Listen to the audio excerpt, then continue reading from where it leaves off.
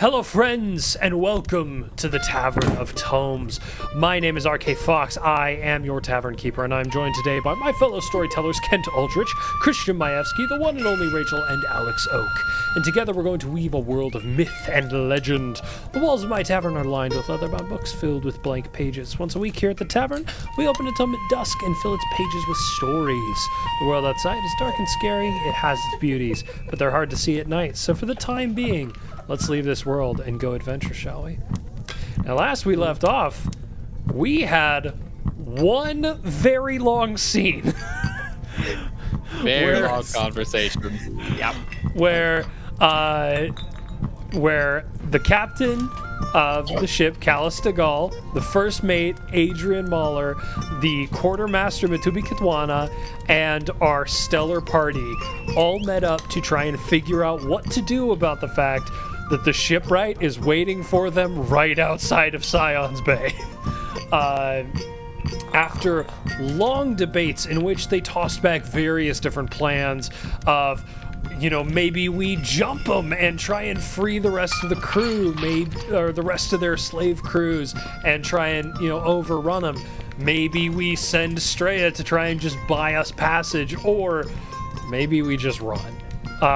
They tossed many ideas back and forth, but ultimately decided just to run. Not having enough support to comfortably potentially take on 3 other ships, and not feeling confident enough that Straya can get the shipwright to leave the Tides Unsleeping alone indefinitely. They knew that what they could do for sure is outrun, and so that's the plan that they have decided to move forward with. And we pick up now as Straya and Lucien have left. Lorenzo and Vale are beginning to disperse, as well as Mitubi and Adrian. And so I kind of want to toss it to you guys and just say, where are you and what are you doing in the wake of this?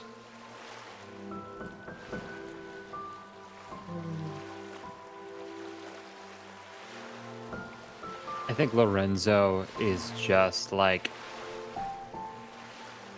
we've got a plan. Captain's orders, I feel like he's very much like, well, let's get to work, let's start moving, let's start going, and he's just going to make himself busy. Yeah, for sure. I don't know. Vale is he's back at the deck, probably continuing to strap stuff down as they're getting on voyage, and just doing general deckhand work. Cool. Straya, Lucien, what are you guys up to?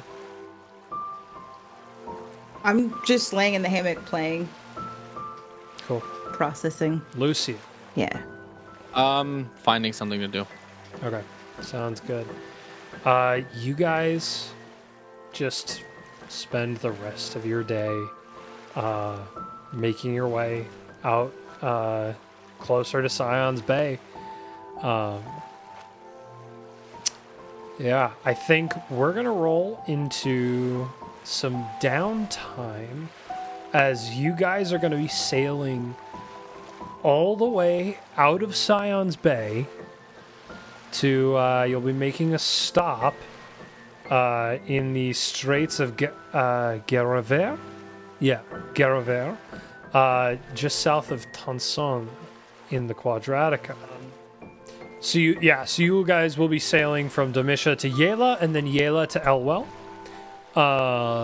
to the city of Denwell, where Alteran University is. So we're going to do downtime between departing Scion's Bay and landing in and making port in Tansonne in the Quadratica. Is it possible? You can totally say no, because I should have thought of this earlier. To retcon a little bit, to say that back when we were on land, I picked up a couple of books on the history of the Scions, and just do some reading in my downtime of like, Yeah.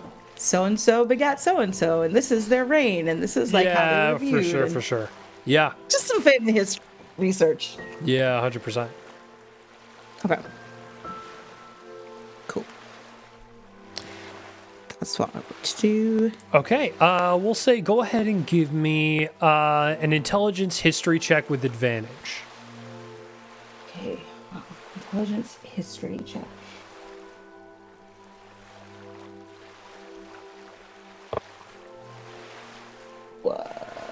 Okay. 15. Where's Perai on 22? this map? Sorry. Perai is in. So this is the map doesn't have planisphere labels. So Perai. Oh, we're changing planes? No, planisphere. No. So Reese's world has different so plane Lifo stuff. is a planisphere. You'll see Lifo is not labeled on that map. Lifo is the continents of Domitia, the Throne Guard Concords area, which is on Vol, and then the Quadratica, which is Yela and Ak. Okay. And so that's Lifo. Then on the opposite side of the map, there are two islands named Elwell and Ka. That is the planisphere of Perai. Okay, cool. I got you. Cool. Okay. So, Straya is doing research. Vale, what do you want to be doing during downtime?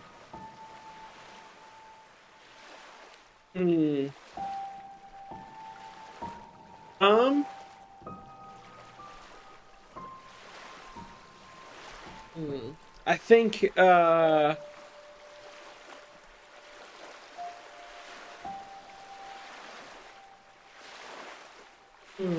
he is going to. Oh man, I mean, aside from his general like work on the ship and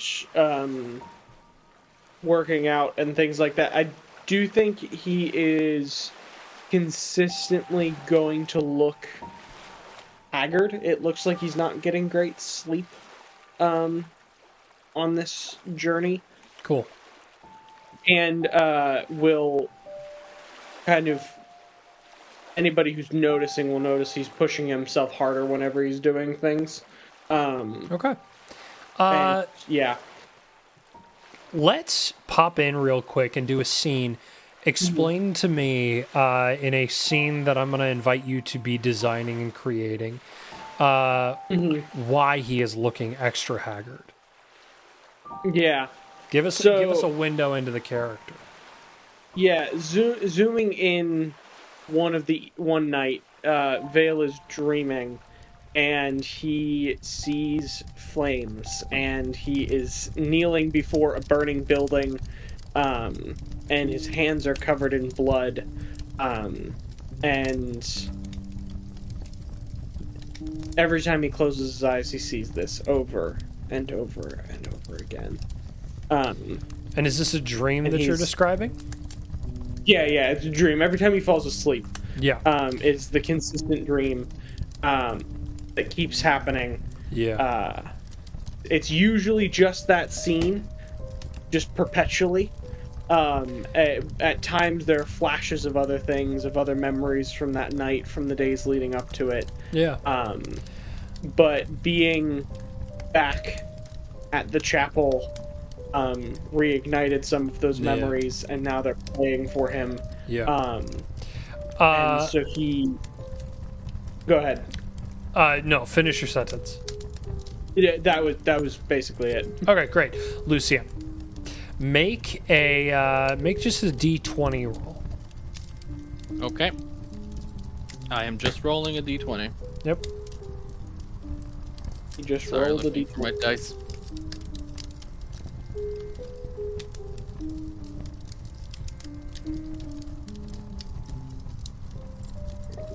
Uh, 12. Okay. You see one of these dreams. Vale, would you describe for me in detail something that your mind would pay attention to in one of these dreams? What do you mean? Like what is the thing that is the focal point of the dream for Vale? Yeah. You would see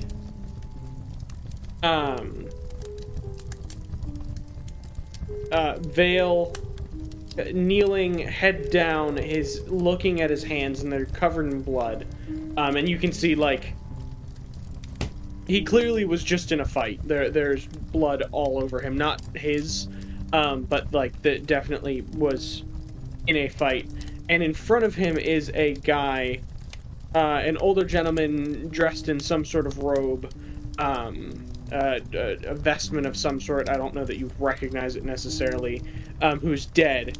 And Vale is just kneeling there, and you get a flash of him whirling through a couple of people and swinging his axe back and forth, and all of a sudden he swings the axe and is one of those situations where he almost instinctually swung, and he turns and sees the old man, and he's hit him.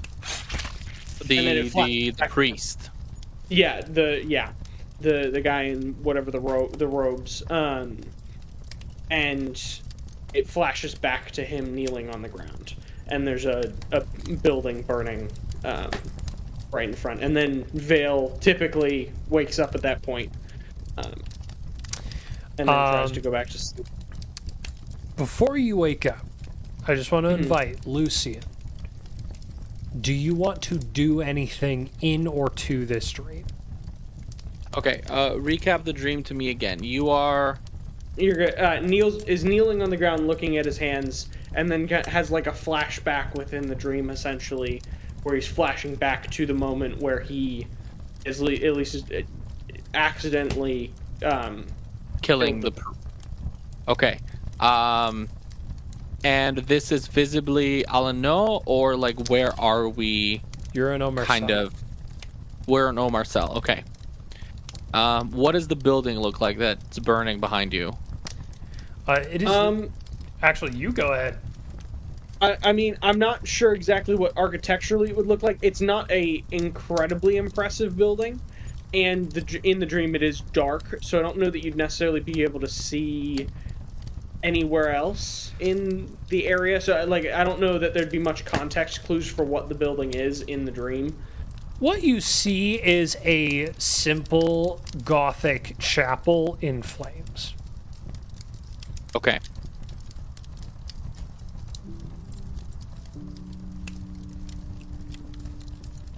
Okay. And I am, as always, just kind of like a third-party observer. Correct. But you have the capacity for influence. So if there's anything you would like to do to or in the dream, I want to give you space to do that.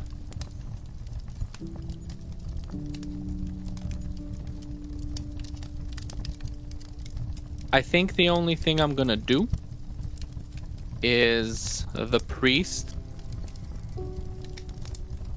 kind of bleeding, like the way that he was after Vale hit him will appear in front of Vale in that kind of like bleeding posture, also kneeling on the ground, and just pick his hands up and cup Vale's face so that the tears stop running down his face.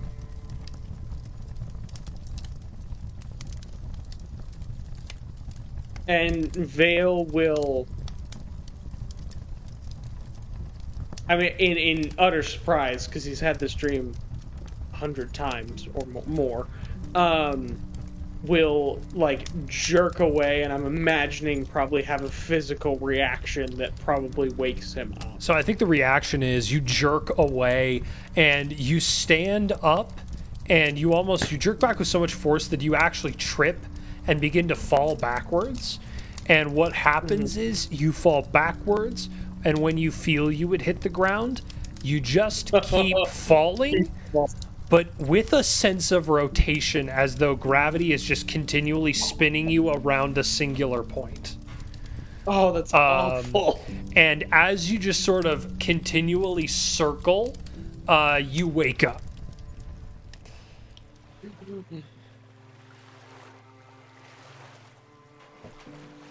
Oh. And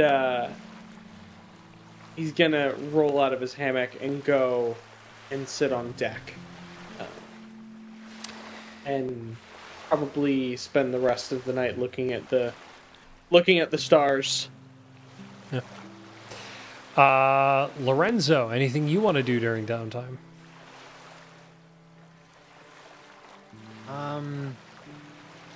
Honestly,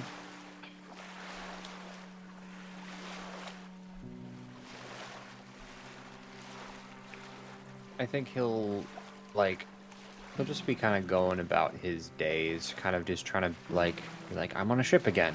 I like being on a ship. This is where I feel comfortable.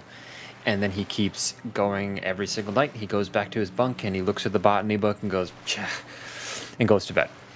And after a while, I think he's gonna grab the book. One night he's like about to go to bed. Before he goes to bed, he grabs the book and goes up to, I don't know, just somewhere high up. Yeah. He's usually on the rigging anyways, probably not the crow's nest, but he'll kind of with the book, he's just gonna think about, he was supposed to commune, and he's like, what does that even mean? Ugh.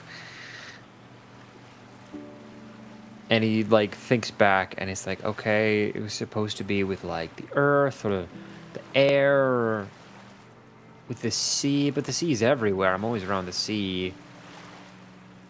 And he's just gonna try to thinking about being high up, just try to Yeah. commune with. He doesn't really know what that means. Yeah. He kind of sitting there, it feels like you told a blind person to paint. He's like, I don't have a frame of reference for what this even means. Yeah. But I see, I don't know, but he's just gonna yeah, that's kind of what he's feeling in the moment, and he's just gonna kind of sit up there and try to think about the book he can't read. Yeah. Very kind of indicative of what the whole concept is. It's just there's something is going on in him, and it's a book he can't read. Yeah. But he's gonna try to read anyway, So he's just gonna kind of sit up there, kind of get a sense for nature, make sure nobody's looking at him. Every once in a while, he might try to look busy, like he's doing something. Yeah. Go ahead and make for me a charisma nature check. And are you opening the book? Probably. Okay. Yeah. Great. Air's nature. Carries nature. It's a 17. Cool. As you are flipping through the book, I imagine he's got his legs kind of tied up in their knots, so he's kind of sitting there with the book. Yep. Yeah. And as you're flipping through the book, and you're looking off into the sky, into the horizon, with a 17, you see off in the distance something that looks like it's radiating something of a faint green glow that's sort of weaving in and out of the clouds. That looks like this massive bird, but it doesn't have legs or tail feathers the way a normal bird would have. Instead, it's like the body of a bird, but it trails off into like this really long, almost like lung dragon-like body with feathers covering it, and every so often a couple pairs of feet. And it's 2 very large wings at the front of the body, and then about 3 or 4 sets of smaller wings along the rest of what you imagine must be a 100-foot body that's sort of weaving in and around the clouds. So as he's kind of flips through the pages, and he looks up, and he's like, "Oh, interesting." What the? That's kind of cool. And it's like, and he kind of like, he almost drops the book and looks up, and I imagine that it's gone. Yes. Just sudden start of it is like, Yep. So the book gave you an acid trip? And as you're looking at the book now, you still cannot read the words, but all the images that are drawn, you instantaneously understand what the information attempting to be conveyed is.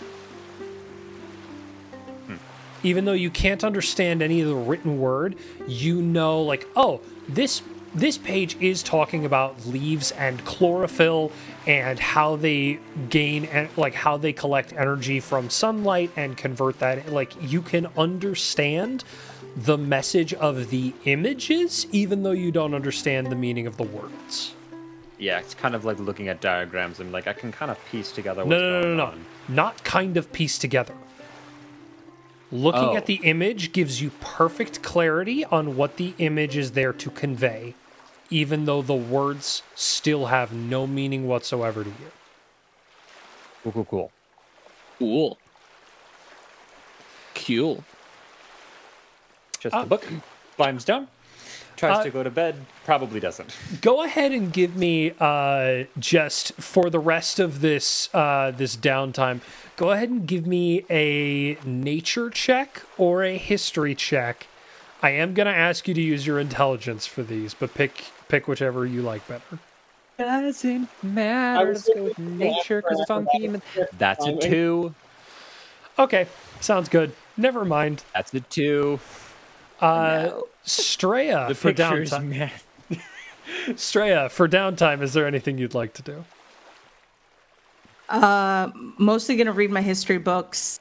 Cool. Like, What was just trying to learn more about. What was the check you gave me? I asked you for, I believe it was a history check with advantage. Yes. I gotta go back to history. So, 22. Okay, with a 22, you're reading through this book, and basically, you're starting at the beginning. And Yeah. what you realize this book is this book is entirely a discussion in the founding of the Scionarchy. And specifically in the first Scion, whose name was Eret the Scion the First. He was a part of a group of individuals who actually, at the very beginning of like the counting of time, helped fought back what were known as dimension renders. And he did so using a weapon sort of thing that he created, which was a sentient fluid metal called Nithuel. We've heard of that. Yes. Not again. And the book talks about him and his relationship to his daughter, who ended up taking over for him after he basically got the sentient metal got corrupted by him and then destroyed him, and his daughter took over as Scion following him. Cool. Wait. Huh. We played other campaigns where Nithuel and all of this stuff was very important, if you can't tell. Go watch Moody and D, friends. Go listen Yeah. to Moody and D. Now, Fun little- now- and- my brain is breaking. Darn it. Not again. Kent is thinking. Stop him. He's doing math. He's gonna combust. Cool. And so yeah, I think that's the big thing is you get just a really clear layout of this was the first scion. This was the tool that he used to begin to claim Domitia. This is what happened to him after it got corrupted and then became more wicked than him, destroyed him. His daughter then took over, not picking up the Nithuel, and began the first chain of scions. Chain of Science, name of my Do they man. say what happened to the Nithuel? Like, she didn't pick it up, but She did not pick up the Nithuel. The record basically claims that the Nithuel was lost. okay. We know where it went. There's only one, right? It didn't There was only one Spawn? item of Nithuel, correct, yes. Okay, fabulous. Great. I swear if Tor shows up in this story. That stupid animal. You know what? Wouldn't put it past him. I think that'll be awesome. That would be funny. Okay, so that's Cool. Lorenzo downtime, that's some Straya downtime, that's some Vale downtime. Lucian, we're actually going to pop to about a day and a half before we make port, unless there's something else you want to do during your downtime. I don't think so. I would just like to know what Dessou is doing during his downtime. Dessou is in jail. I'm imagining very The Great Escape baseball against a cellar wall.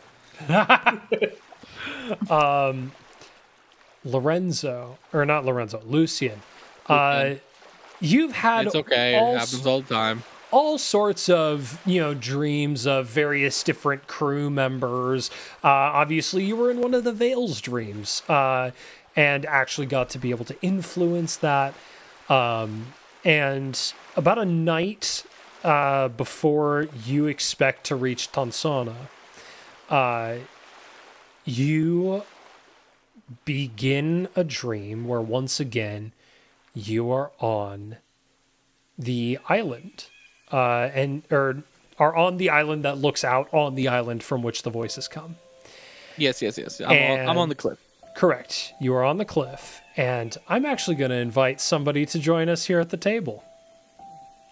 Samuel Bowen in the flesh. There he What's up? is. Or is he in the flesh? Because I don't know. There's a wall behind him, so No. I can't really see him anymore. So, Lucian, And I don't believe any of Sam's characters anymore. They all have multiple faces. you are you're on your island, looking out towards the island where you hear the voices, and suddenly and very irregularly, you hear a voice behind you. Sam, I don't like that. what do you say? Well, hello.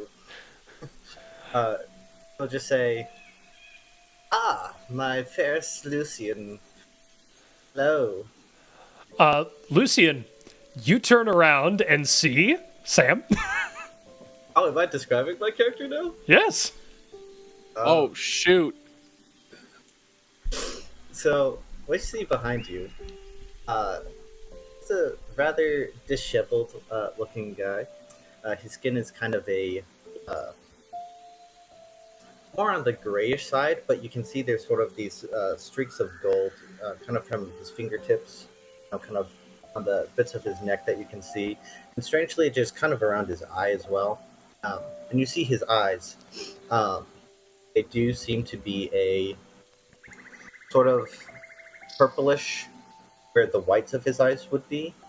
And instead of a round sort of iris, it's more of a star shape. And he's currently Universe. he's wearing a lot of these sort of deep blue, sort of like the night sky kind of color, as his sort of clothing. And for no reason whatsoever, he is not wearing shoes. Okay, so please describe again, because I am bad with imagining things. Yeah. I heard something about stars and no shoes. That's about as much as I. His eyes look like stars. Okay, yeah. Sort of dark on dark purple. He's got kind of flecks of gold, kind of near one of his eyes, and kind of as like kind of cracks down his neck, down to his fingertips, down to his toes. Dressed in all of sort of dark blue, like the night sky. Are you my patron?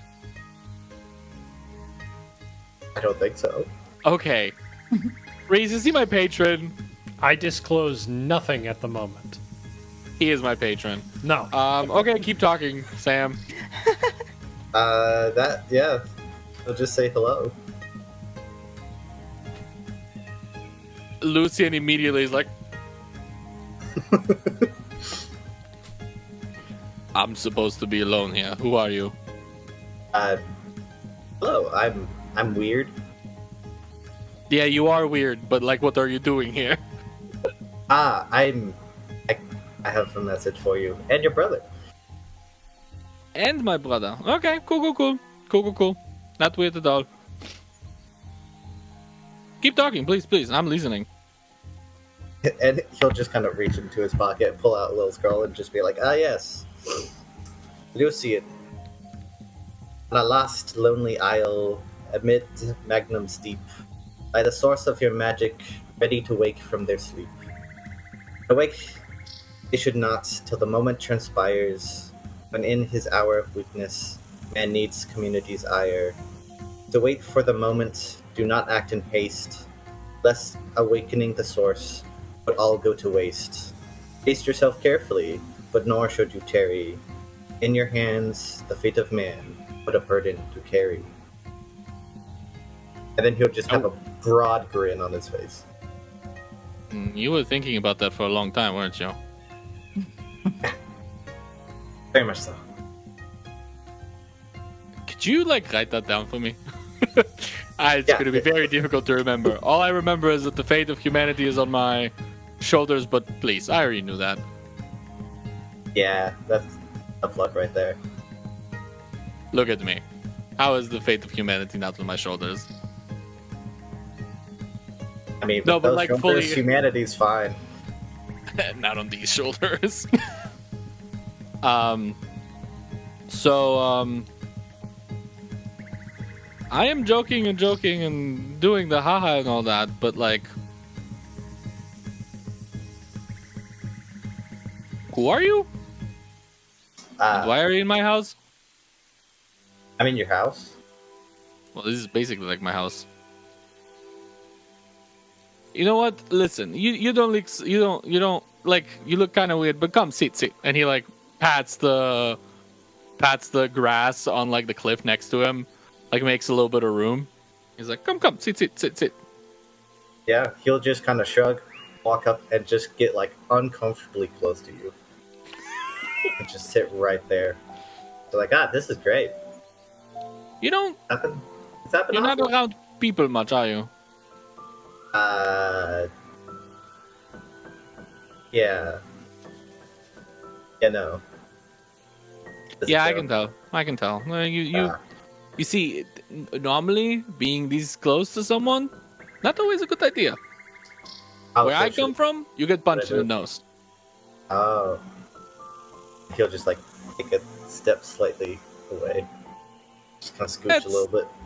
It's fine. I'm not gonna punch you in the nose, but just remember that for the future. Okay. So the whole thing that you just recited, can you say that again, please? All of it? Most you of like it. just- Yeah. Oh, actually, you okay. know what? Tell me this. Where did you get this from? Reese, do I have any idea where I got this from? You have always had this. Yeah. You know. I've just kind of had it. Okay. Yes. That is an explanation. So you've always just had this. Do you live here? Are you like from here? I think so. So you live on this island that is inside of my head. Yes. That's all I know, so I would assume yes. So are you like a different version of me? He's like, I don't think I have those muscles, so I'm gonna go with no. Oh no, these these are grown. This is not nature.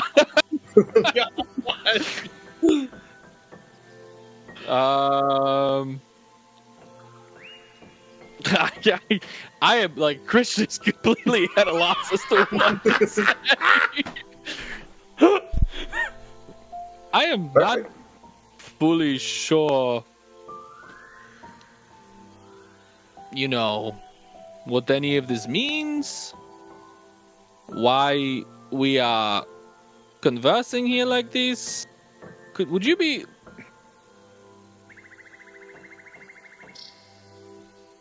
Is this a real place? Like somewhere in the world? You don't seem to know because you think that you're in my head. I thought this was in my head. I mean, as far as I'm aware, this is like, I assume, a dream. Weird, you do know that this is a dream, but you do also know that the island that you are on is a real place. Oh yeah, so it's both. You know, dream, real place. I don't know if we're in the same place, if it's real or if it's a dream. If you know, like. Weird, you exist in the dream. You do not exist on the real island in the waking world. Great, so I would know. Yes, dream, but it is a real place, but it's a dream. We're currently in. Yeah. Okay. That makes even less sense. Like, fully honestly. I thought that would make more sense. No, if It's a dream of a real you place. exist in my dream, but not on the real island, that means that you only exist inside of my head. But you could make me not exist only in your head. How can I do that? Lucian, as soon as you begin to question this, the only thing that comes to your mind is you kind of got a little bit of dream weaving training when you were up in Wee Elf, because that's kind of the dream magic that they do. It's not your specialty, but you do kind of know how to do it, but not well, but you kind of know how. So wait, if I'm gonna try to pull him out of my dream with me. Okay. Go ahead and give me a spellcasting attack roll. Which I believe is your wisdom and proficiency. Do I wait? I get a D4 to that? No. No, you're dreaming. Dang it. Can I help him? You can give him the help action. Yes. I'll That's help you. 7. Oh, I get advantage. Yeah. Let's roll again. Okay, that's a 10. Total? Plus... No. Okay. Plus 6, so 16 total. Okay, 16 is a success. You begin the process, and you could feel that this is going to be an extended thing that you have to do. You've gotten through one of 3 barriers. Go ahead and make another one as you begin to construct in the real world that which you are seeing in your dream. Is he helping? Oh, he doesn't need to. 21. That's another success. You've won more. Go ahead and give me another one with advantage. And actually, before you do this, what's your That's modifier? a 25. Never mind. Never mind. Ignore me. 25 is a success. You know for a fact that you have dream woven weird. Dream woven weird? What? You have dream His woven. name is weird. His name is weird. Oh, his name is weird. Oh, okay. You have dream woven him.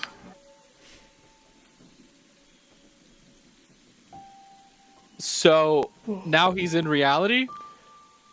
And in your dream. So now there's two of me? Or is it just one of me? Or there always has been two of you. This hurts my brain. This hurts my brain. I am not fully sure what's going on. I think you just you managed to Lucian, dreamweave. as you are trying to ponder this, your head begins to pound.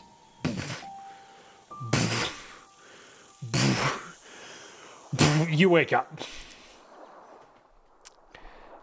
And what do I see when I wake up? Lying on the ground next to your hammock on your last day of travel before you reach Tansonne is a weird blue man with gold flexing lying there on the ground with no shoes. Is he awake? Weird, you wake up at this moment as well. I'm gonna look down on him and say, do I have to feed you now? And like water you and take you out for walks? I mean, I think you kind of dream birthed me, so yeah. And with that, we are going to finish this chapter of Tavern of Tomes. Thank you all so much for joining us. Anybody got anything they want to plug before we finish this chapter? I was literally at the end of last episode, I was like, oh, I forgot to plug Sam's Substack. I'm gonna do that at the end of the next episode. Let's go. Sam? Sam, you want to plug your Substack? Yeah. SamuelBowen.substack.com. Anybody want to plug anything else? Magic Missile Minis. Go check out my YouTube channel where I sculpt D&D minis by hand, and also check out my band KYN Kin. At this point, I hope we have an album out. I don't know. We're working on a second album, so go check that out when it's out. Spotify, Instagram. Ooh. Flightless Birds. I stream on Twitch Monday through Saturday, also YouTube, TikTok, and other places. If you like JRPGs and video games, come and join me. And behold, Plato's Man. I read philosophy books and then poorly explain them. So come and check it out. Rachel, Kent? Kent's good. Rachel's good. Great. In that case, patreon.com/Tavern of Tomes, capital T and Tavern and Tomes. And check out our Instagram as well, because we're posting more regularly there. Thank you all for joining us. You're always welcome here at the Tavern. And come back next week, because this story is not over yet. We love you all. Good night.